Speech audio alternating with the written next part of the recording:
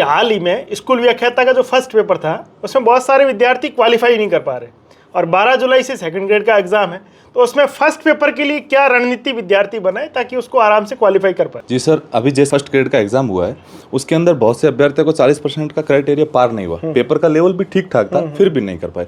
उसका कारण है उनकी घबराहट। तो आपको, और कई बार मैंने ये देखा है कि फर्स्ट ग्रेड की तैयारी करने वाले सैकड़ों अभ्यर्थियों को सेकंड ग्रेड में हो जाता है। फिर क्या है कि वो उस चीज़ से निवृत्त हो जाते हैं कि भाई हमें उस चीज़ की तैयारी थी, वो तो हुआ नहीं, चलो इसकी करते हैं। वो घबराहट बाहर निकल जाती है। अब उनको यही करना है कि उनके सिलेबस के अंदर कौन सी चीज़ें, जैसे कि अब भारतीय राजव्यवस्था और राजस्थान की राजव्यवस्था कम से कम 20 से 25 सवाल आते हैं। आप उनको अंतिम समय में देख के जाओ, क्योंकि पहले से अपने पढ़े हुआ होता ही है। अभी उनको तरीके से तैयार करोगे तो 25 सवाल यहाँ से निकल जाएंगे। और वापस विश्व भूगोल, जिसके 5-7 सवाल आते हैं और बहुत सरफेस स्तर के आते हैं। आप जरा सा भी कोई भी शॉर्ट नोट्स पढ़ के जाओगे वहां से निकल जाएगा।